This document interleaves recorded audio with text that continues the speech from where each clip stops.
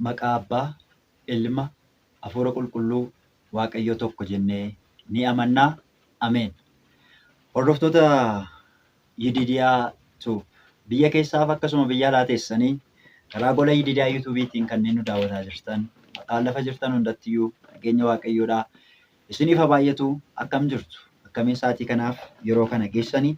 Waaqayyo Waaqni keenya aanga'aan sa'aatii kanaaf yeroo kana nuu kennee waa'ee dubbii isaatii akka nuti dubbannuudhaaf kan nu ayyame maqaa Waaqa keenyaa kan galateeffameef kan ulfaate nuuf haa ta'u. Ayyama Waaqayyootiin ta'ee guyyaa har'aadhaa Masanqoo Daawit kan jedhuudhaatiin kan waliin turru ta'a. Jalqabaa hanga xumuraatti akka hordoftan Yididiyaa Yuutuubiidhaatiif haarawaa kan taatan maatii keenya ta'uudhaatiin sagalee Waaqayyoodhaa karaa gola Yididiyaa Yuutuubii akka dhaggeeffattan maatii kan taatan hiriyoota keessaniidhaaf akka gumaachitan obboloota keessan gara gola kanaatti akka affeertan kabajaan isin gaafadha.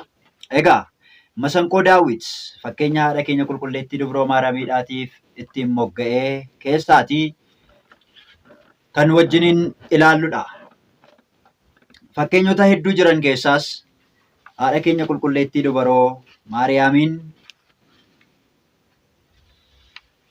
Masanqoo Daawit kan itti fakkeeffamu kan waliin ilaallu ta'a jechaadha. Masanqoo Daawit. Masanqoo Daawit kun kutaa kitaaba qulqulluu keessatti eessatti akka barraa'ee jiru Masanqoon Daawitii maal akka inni ta'ee ilaaluudhaatiin kan wajjiniin turru ta'a jechaadha.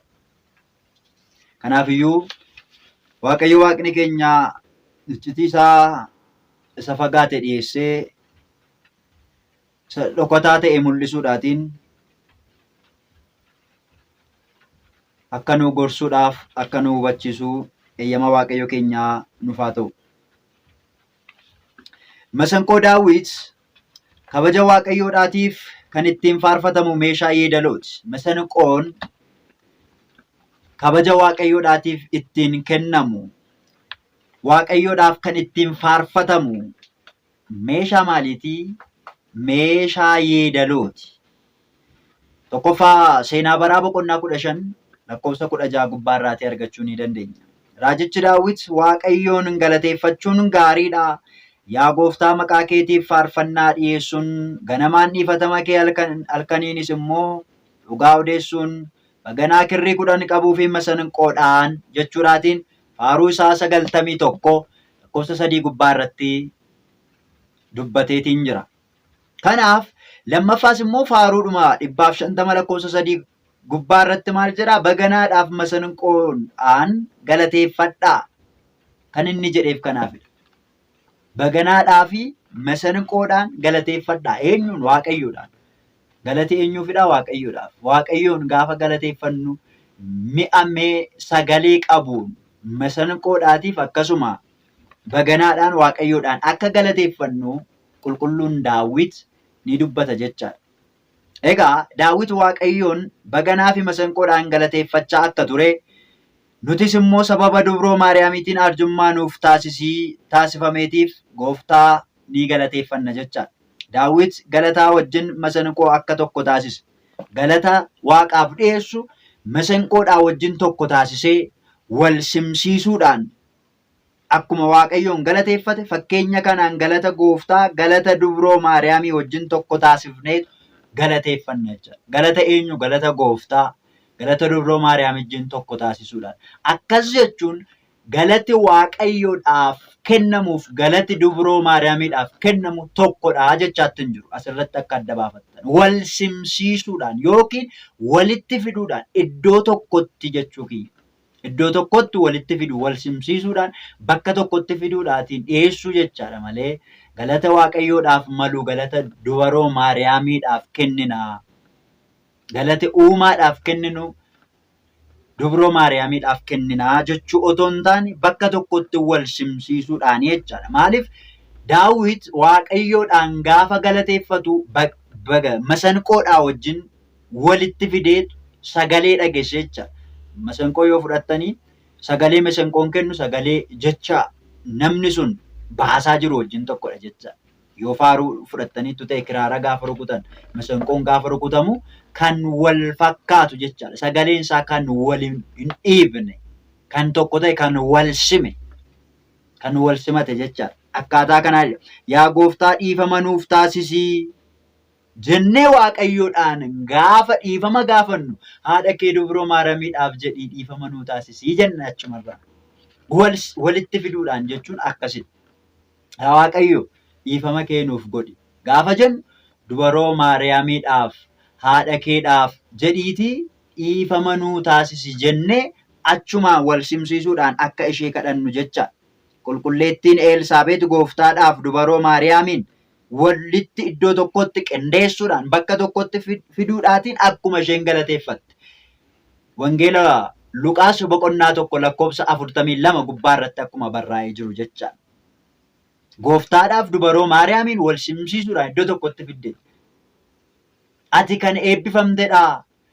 Gadameessa kee keessa kan jiru daa'imichis immoo qulqulluudha jettee akka isheen galateeffatte jechaadha. Wangeela Luqaas boqonnaa 1:42 gubbaa irratti. Haadhaaf ilma iddoo tokkotti walitti fiduudhaan akka isheen galateeffatte. Nutis immoo galata waaqayyoodhaaf dhiyeessinu kadhannaa gara isaatti dhiyeessinuun wal simsiisuudhaatiin araarsummaa dubroo maariyaamiinis waliin qabne akka waaqayyoodhaaf dhiyeessinu jechaadha. Abbaan keenya qulqullichi qulqulluun Atinaatiyoos masanqoodhaan amantaa jedheeti kan inni waamu. Masanqoodhaatiin amantaa jedhee waamu. Sababiin isaa masanqoo kanaatiin jedhee wareegamtoonni qabeenyaa isaanii kan taasifatan amantaadha waan ta'eedhaatiif. Qabeenyaa isaanii kan taasifatan maalidha? Amantaadha. Kanaafiyyuu miidhaginaa fi kabaja masanqoon qabu amantaa wajjin wal simsiisuudhaan dhiyeessee jira jechaadha. Qiddaasee Atinaatiyoos irratti kan barraa'ee jiru. Masanqoon kan fakkeeffamte dubroo maariyaamidha. Masanqoodhaan kan fakkeeffamte dubroo maariyaam. Qulqullootaaf amantaa isaaniiti. Abbaan Hiriyaaqoos akkas jedhu masanqoon Daawit sihidha jechuudhaatiin masanqoodhaan fakkeessee galateeffateera. Qulqullichi abbaan Hiriyaaqoos masanqoon Daawit sihidha. Masanqoon Daawit kun maali? Kan jedhu waliin ilaalla.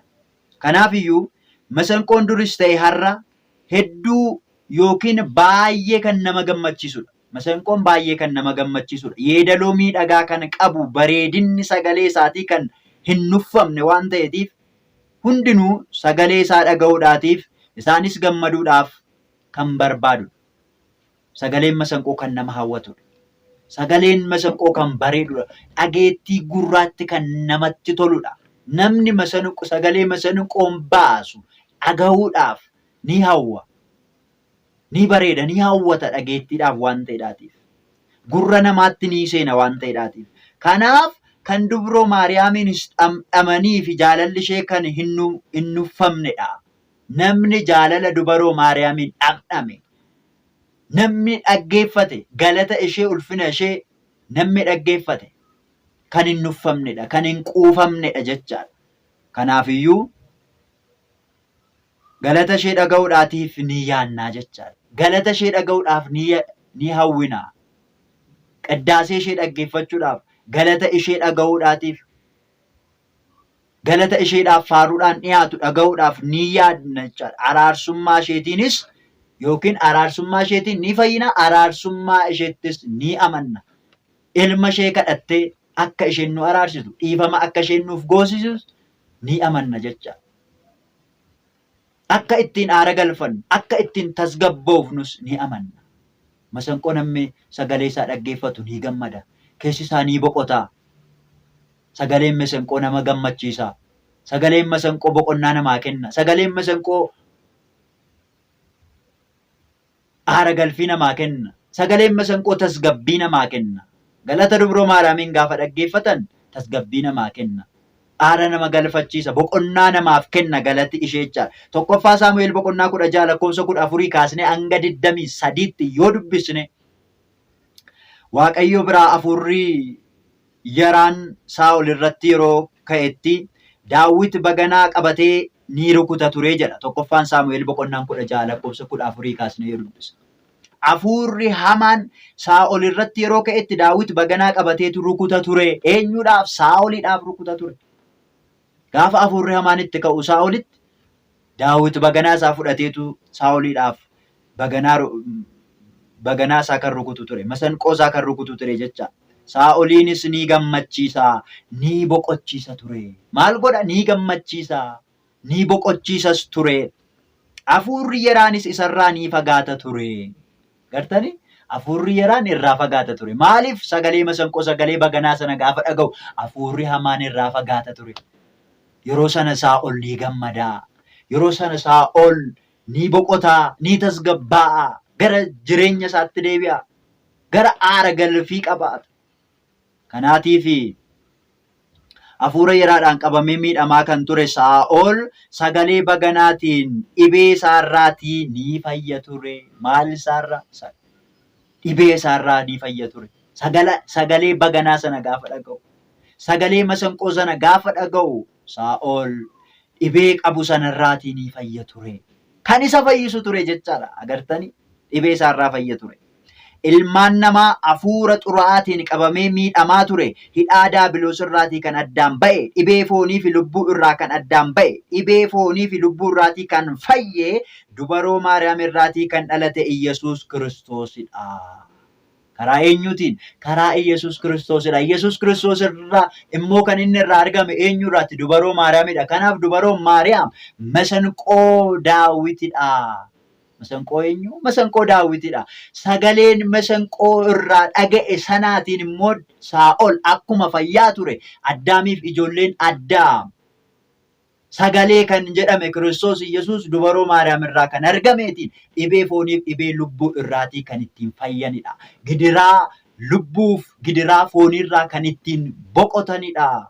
Kanaaf sagalichi Kiristoos kan argame immoo dubaroo Maariyaam irraati. Kanaaf dubaroon Maariyaam masanqoo Daawitidha. Masanqoo Daawit sagalee isheen dhageessistuun immoo Saa'ol dhibee isaarraa fayyaa ture. Ammas dhibee keenya irraatii kan ittiin fayyinu masanqoon Daawit nu barbaachisti. Kan ittiin aara galfannu, kan ittiin tasgabboofnu masanqoon Daawit nu barbaachisti. Masanqoon Daawit sun immoo dubaroo Maariyaamidha. Sagalee masanqoo Daawit irraatii dhaga'amu sanaan aara galfanna, ni boqonna, ni tasgabboofna, ni gammanna. Dhibee keenya irraa ni fayyina.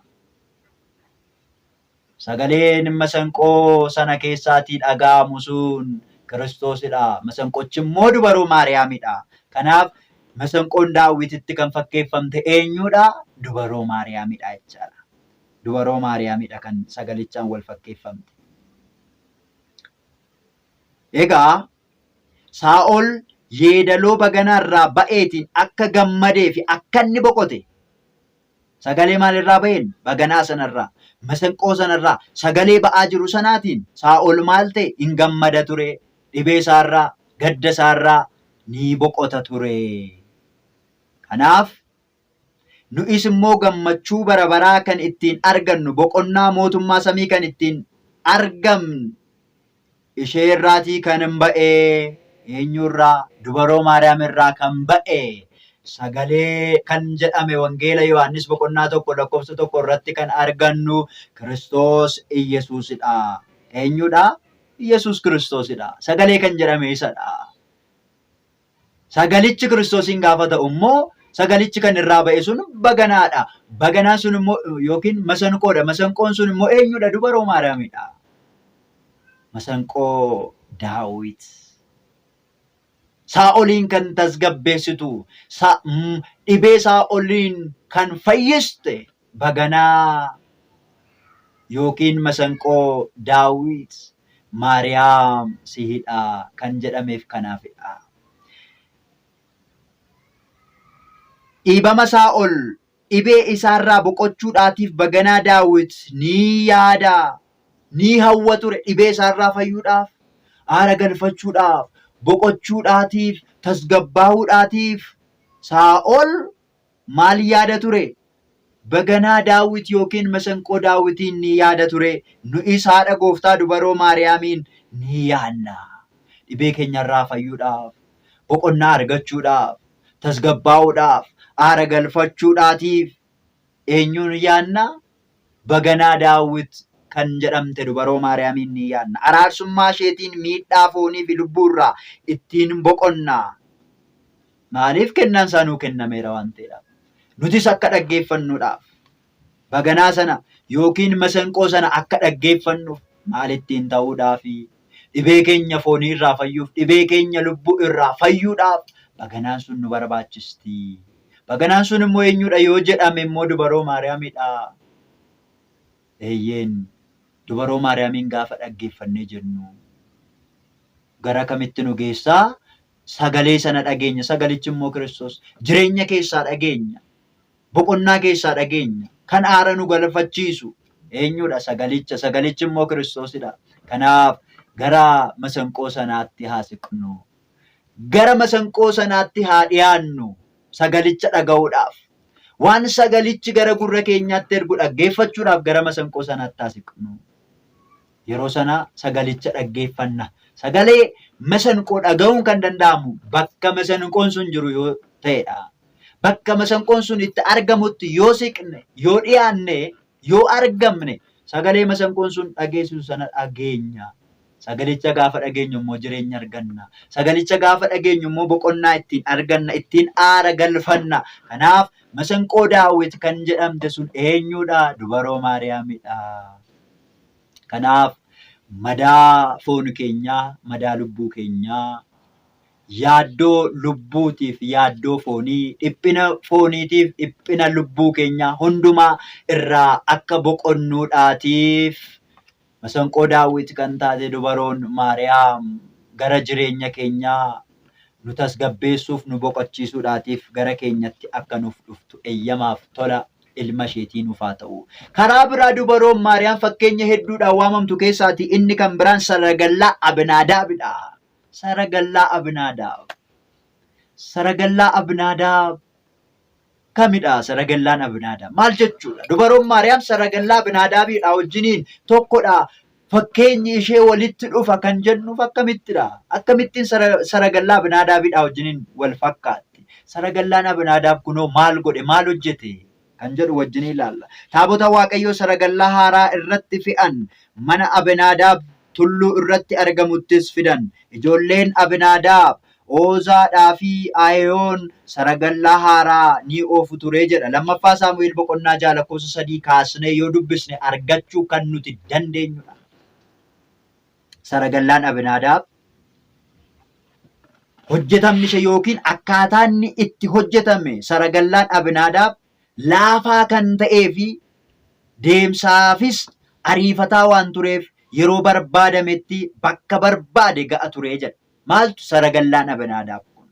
Saragallaan Abinaadaab miidhaginni isaas haalli hojii isaatiis bareedaa kan ta'edha.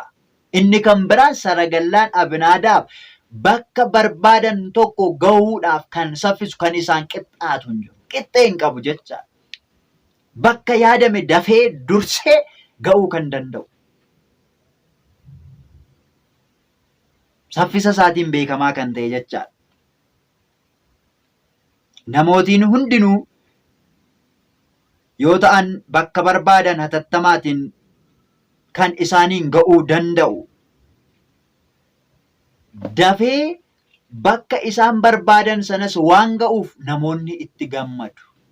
Bakka barbaade hundumaa dafee waan ga'uudhaatiif.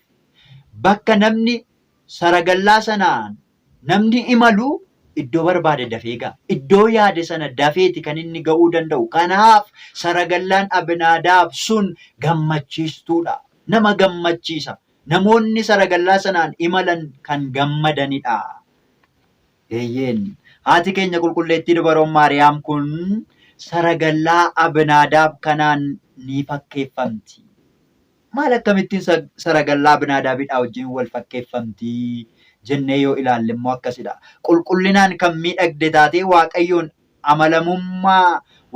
amalamummaa baattee aarjummaa ilmaatiin namarraa fagaatee ture, ilmaan namaa kufee fi rakkatee tureetiif geessifteetti waan ta'edhaati. Saffisaatiin ilma yookiin Waaqayyo ilmaadhaa gadameessa ishee keessatti baachuudhaatiin Addaamiif sanyii Addaam fayyina kan barbaadu, qoricha kan barbaadu sana saffisaan baattee fiddee kan dhala namaatiif geessiste waan ta'eedhaati.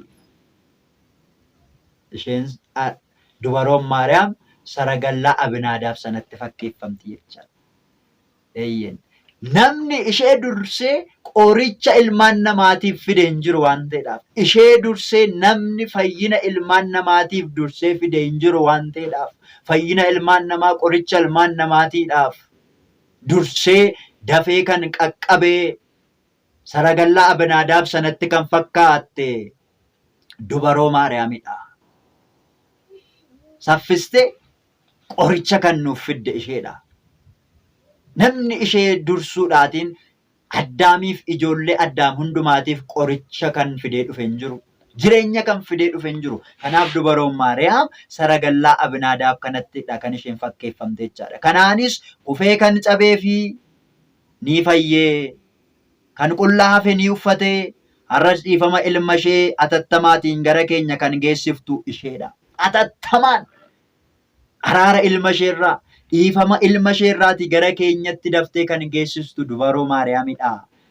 Gara Waaqayyootti kan nu geessiftu saragallaa jireenyaa waan taateef yeroo cinqii, yeroo dhiphinaa yoo ishee waammatan atattamaan kan namaaf geessu dubaroo Maariyaamidha. Yeroo dhiphina keenya, yeroo rakkina keenya daftee kan nu qaqqabuu dandeessu, saffisaan nu bira ga'uu kan dandeessu, gadda keenya kan hirmaattu, gammachuu keenya irratti kan argamtu, yeroo nuti ishee waammannutti saffisaan daftee kan argamuu dandeessu eenyudha? Dubaroo Maariyaamidha. Kanaafiyyuu araarsummaan ishee hunda keenya irraa hin fagaatiin. Abbootiin keenya gugee gaarii Maariyaam qulqulluu bareedaa, diimaa bareedaa ifaa kan ta'e ilma kee haammattee gara laafessa kan ta'e qulqulluu Mikaa'elii fi qulqulluu Gabri'eel of duukaa buuftee gadda keenyaa fi dhiphina keenya irraaktii kan nu tasgabbeessitan atattamaan nuuf ga'ii kan jedhan kanaafidha. Atattamaan nuuf ga'ii jaallatamaa kan ta'e ilma keedhaa wajjiniin akkasuma immoo gara laafessa kan ta'e ergamaa Mikaa'eliidhaaf ergamaa Mikaa'eliidhaan kabajamuudhaan gara gadda keenyaaf dhiphina keenyaa irratti dafiitii nuuf ga'ii jechuudhaatiin kan kadhataniif kadhannaa maayileetii yeroo tsigee keessatti kan kadhatamu jechaadha. Yeroo tsigee keessatti maayileetii irratti abbootiin keenya kan kadhatan kadhannaa kanadha. Jaallatamaa kan ta'e gugee gaarii kan taate yaa Maariyaam qulqulluu kan ta'e bareedaa diimaa bareedaa ifaadhaa fi ilma kee haammattee gara laafessa kan ta'e qulqullicha Mikaa'eliidhaaf qulqulluu Gabri'eeliidhaa wajjiniin gara keenyatti nuuf kottu jechuudhaan kadhannaan taasisan. Egaa jireenya kiristaanummaa keenyaa bilchaannee saragallaa Abinaadaab kan jedhamte yookiin saragallummaa yookiin immoo araarsummaa biyya samii kan barbaannu kan nuti feenu sanatti akka geenyuudhaatiif jaalala isheetiin jabaannee argamuutu nu barbaachisa. Jaalala isheedhaaf qabnu jabaannee cimnee argamuutu kan nurra jiraatu jechaadha. Taabota Waaqayyoo baachuudhaatiif kan filamte saragallaa haaraa Abinaadaabidha. Wanti nuti hubachuun nurra jiraatu taabota Waaqayyoo kana baachuudhaatiif kan filamte saragallaa Abinaadaabidha. Maal isaatiin? Saffisa isaatiin. Maal isaatiin? Qulqullina hojii isaatiitiin. Maal isaatiin? Bareedina isaatiin. Agartanii tokkoffaa saragallaa hedduu jiran keessaa saragallaan Abinaadaab bareedina isaatiin filamee, qulqullina hojii isaatiin filamee, saffisaan yookiin saffisi isaa dafee ga'uun isaa filamee taabota Waaqayyoo baachuudhaatiif kan filame maalidha? Saragallaa Abinaadaabidha. Kanaafiyyuu fakkeenyuma kanaan Waaqayyoon baachuudhaaf saragallaan filamtee dubaroo Maariyaamidha. Waaqa ilmaaf haadha ta'uudhaaf kan filamte dubaroo Maariyaamidha. Kiristoosiin gadameessa keessatti baachuudhaan kan filamte dubaroo Maariyaamidha, kan biraan hin jiru. Saragallaa Waaqayyoo kan taate dubaroo Maariyaamiin malee kan biraan hin jiru. Kiristoosiin gadameessa keessatti kan baatte dubaroo Maariyaamiin malee kan biraan hin jiru. Saragallaa Abinaadaab kan taate dubaroo Maariyaam harma Waaqayyoon harma hoosistee kan guddiste dubaroo Maariyaamiin malee kan biraan hin jiru. Dugda isheetti qoma isheetti baattee kan guddiste dubaroo Maariyaamiin malee saragallaan Waaqayyoodhaa kan biraan hin jiru. Gaafa nuti waaqa koo ittiin jennu isheen immoo mucaa koo jettee uumama jiran hundumaa irra adda baatee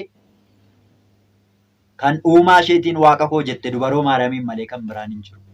Kan biraan eessallee hin jiru. Iddoo barbaaddan deema. Ergamoonni Waaqayyo uumaa jedhaniiti kan isa galateeffatan. Dubaroon Maariyaam mucaa koo jetteeti kan galateeffatu. Raajonni qulqulloonni duuka bu'oonni abbootiin keenya kan ilma ishee waaman uumaa koo jedhanii fayyisaa koo jedhanii waaqa koo jedhaniiti kan isa waammatan kan isaaf hojjetan. Dubaroon Maariyaam garuu uumama hundumaarraa adda baatee mucaa koo jechuudhaanidha. Uumama hundumaarraa kan addaan baate. Kanaan duras ta'e ammas gara fuulduraattis Waaqayyoodhaan gadameessa keessatti kan baate dubaroo Maariyaamiin malee uumamni kan biraan hin jiru. Kanaan duras hin turre kana booddees hin jiru. Waaqayyoodhaaf qulqullummaadhaan kan filamte qulqullummaan ishee qulqullummaa ergamootaa wajjin walqixa kan ta'e obboleettii ergamootaa kan jedhamte dubaroo Maariyaamiinidha. Kanaaf Waaqayyoon gadameessa keessatti kan baate Maariyaamiin malee jira kan biraan hin jiru. Saragallaan Abinaadaab qulqullummaa isaatiif saffisa isaatiif taabota Waaqayyoo baachuudhaaf filame. Dubaroon Maariyaam Waaqa ilma Kiristoos Iyyasuus fayyisaa keenya qoricha keenya kan ta'e uumaa samiif lafaa abbaaf hafuura qulqulluudhaa wajjiniin aangoo uumuu jiraachisuu ajjeesuudhaaf kaasuudhaan fayyisuudhaatiin aangoo walqixaa kan qabu Kiristoos Iyyasuusiidhaaf bakka bultoo kan taate saragallaa ta'uudhaatiin yookiin taabota ta'uudhaatiin Waaqayyoodhaan kan baatte eenyudha? Dubaroo Maariyaamidha. Kanaaf dubaroo Maariyaamiin maalitti fakkeessina inni tokko baganaa yookiin masanqoo eenyu? Masanqoo Daawit. Kan dhibee keenyarraa boqonnu, kan dhibee keenyarraa ittiin fayyinu, kan aara galfannu, kan tasgabbii ittiin argannu eenyudha? Dubaroo Maariyaamidha. Dubaroo Maariyaamidha saragallaan Abinaadaab kan Waaqayyoon baachuudhaaf filamtee jechaadha karaa gabaabaa. Waaqayyoon baachuudhaaf, Waaqayyoon gadameessa keessatti baachuudhaatiif kan filamte eenyudha? Dubaroo Maariyaamidha.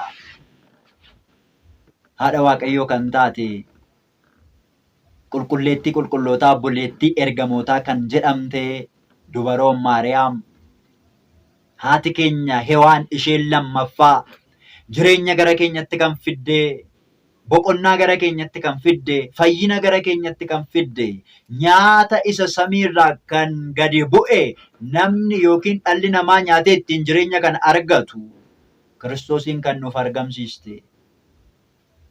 Nyaata dhugaa kan nuuf argamsiiste, dhugaatii isa dhugaa kan nuuf argamsiiste, fayyina gara keenyatti fiddee kan dhufte, qoricha gara biyya lafaatti kan fidde, jireenya gara biyya lafaatti kan fidde. Dubaroo Maariyaam araarsummaan ishee hunda keenya wajjiniin haa ta'u. Bakkaaf lafa jirru hundumaattiyyuu araarsummaan ishee nurraatii addaan hin ba'iin. Saragallaa Abinaadaab kan jedhamte dubaroo Maariyaam ilma ishee biraatii araara, ilma ishee biraatii dhiifama akka nuuf kadhattu ayyama Waaqayyo keenyaa nuuf haa ta'u. Fakkeenya dubaroo Maariyaam har'a waliin kaasne sumarratti goolabna. Guyyaa kan biraa barnoota kan biraatiin deebineeti kan walitti dhufu. Hanga sanatti fayyaa ta'aa, nagaa ta'aa. Qoreen diinaa isin waraaniin, gufuun diinaa isin rukutiin. Ergamoonni Waaqayyoo gochoo isaanii abiddaatiin bakkaaf lafa jirtan, bakkaaf lafa jirru hundaattiyyuu nu haa golgan, nu haa tiksan. Barnoota kan biraan hanga deebinee wal agarrutti nagaa ta'a. Barnoota kan ammoo hiriyoota keessaniitiif akka qooddan kabajaan isiniin gaafadha. Ijoolleen dubroo Maariyaamii hundi keessaniyyuu barnoota kana ijoollee obboloota keessaniif qooda. Obboloota keessan gara mana kanaattis waama. Gara fuulduraatti barnoota kanaatiif kanneen kana fakkaatan hin deebinee wal agarra. Amma waqtiin nuti keessa jirru waqtii haadha keenya qulqulleettii dubroo Maariyaamiin itti yaadannu waan ta'eedhaatiif waa'ee Dubroo Maariyaamiidhaa wajjiniin wal qabatuun kan nuti barnoota irratti jirru. Guyyaa tokko tokko immoo gidduutti barnoota gaaffii namoota kitaaba qulqulluu irraa gaaffii itti ta'uu deebii isaa qabachuudhaatiin gaaf tokko tokko gidduutti kan wal argaatti jirru jechaadha. Gara fuulduraatti barnoota bal'aadhaanidha kan nuti deebinee wal agarru. Kanaaf hiriyoota keessan gara gola kanaatti affeeruu hin dagatinaan isiniin jedha. Arjummaan Waaqayyo keenya, araarsummaan Dubroo Maariyaamii, eegumsa ergamoota Waaqayyoo, eebbaa fayyaanni raajotaa, suuqni wareegamtootaa hunda keenyarrayyuu oolee kan bule nuuf haa ta'uu. Horaa bulaa, deebanaa. Nagaa Waaqayyootiin tura. Galanni keenya